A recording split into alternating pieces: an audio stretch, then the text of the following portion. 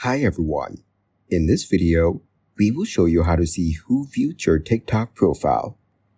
First, open the TikTok app on your mobile device.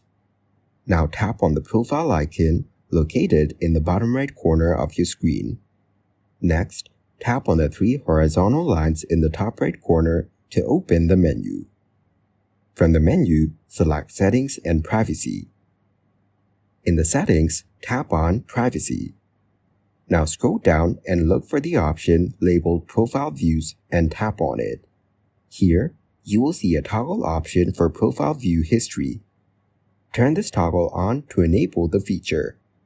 Once you've enabled it, go back to the profile page. You will now see a small footsteps icon in the top right corner. Tap on this icon to see who has recently visited your profile. From here, you can easily check the list of people who have viewed your TikTok profile. Thanks for watching, like the video, and subscribe to the channel for more content like this.